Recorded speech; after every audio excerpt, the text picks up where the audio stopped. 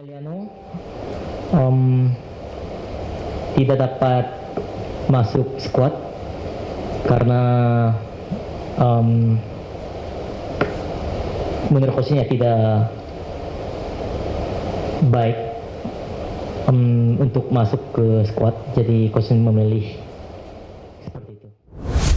Eliano Riders yang bermain untuk klub PSV Zwolle di Belanda menjadi sorotan setelah tidak masuk dalam susunan pemain pada dua laga terakhir timnas Indonesia melawan Cina dan Jepang. Meskipun sebelumnya ia sempat tampil dalam pertandingan melawan Bahrain pada 10 Oktober lalu. Kehadiran Eliano Riders dalam timnas Indonesia memang sangat dinantikan, terutama setelah ia resmi menjadi warga negara Indonesia pada 30 September 2024. Banyak pihak yang berharap ia bisa segera memberikan kontribusi positif mengingat potensi yang dimilikinya. Namun situasi yang terjadi belakangan ini menimbulkan banyak pertanyaan tentang alasan mengapa Eliano tidak masuk dalam daftar susunan pemain, baik sebagai pemain cadangan maupun pemain utama.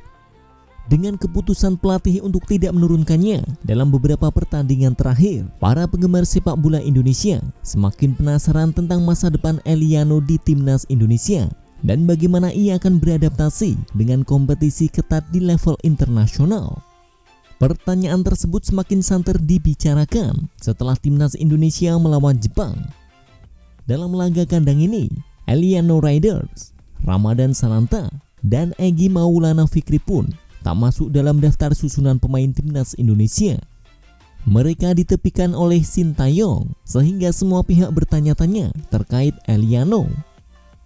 Erick Thohir pun mendapatkan pertanyaan yang sama soal Eliano Riders yang sudah dalam dua laga ditepikan oleh Sintayong. Menanggapi hal ini, Erick Thohir mengatakan bahwa soal susunan pemain, PSSI tentu memberikan keleluasaan kepada Sintayong karena tim pelatih yang dinilai lebih paham dengan kebutuhan tim. Kan keputusan coach, saya bukan coachnya, kata Erick Thohir kepada awak media. Erick Thohir bahkan dengan tegas mengatakan bahwa dalam skuad timnas Indonesia saat ini, baik kelompok usia maupun senior, tak ada pemain titipan. Yang saya sampaikan bahwa saya sebagai ketua PSSI, kita PSSI, semua menjalankan prosedur. Seluruh pemain yang direkrut itu atas keputusan pelatih. Silahkan tanya Coach Indra, silahkan tanya Coach Nova, sama juga silahkan tanya Coach Sintayong. Dan tidak ada pemain titipan. Semua yang terbaik harus bisa bermain, tegas Erick Thohir.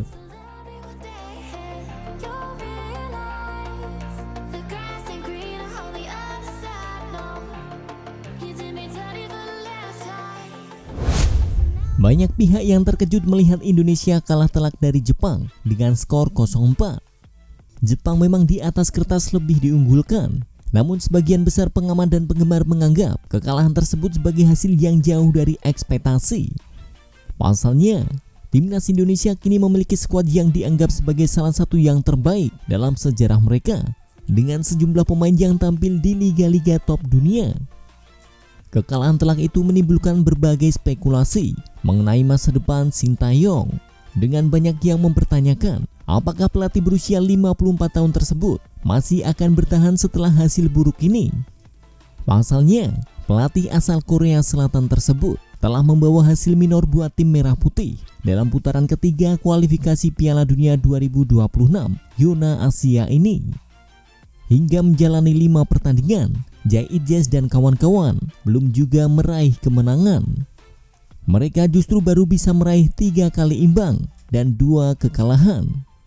Situasi ini membuat timnas Indonesia saat ini menempati posisi juru kunci klasemen grup C dengan hanya mengemas 3 poin. Pertandingan melawan Arab Saudi akan menjadi laga penting buat timnas Indonesia. Pasalnya, Rizky Ridho dan kawan-kawan dituntut meraih hasil maksimal dalam laga tersebut, dengan harapan skuad Garuda bisa menjaga asa lolos ke Piala Dunia 2026.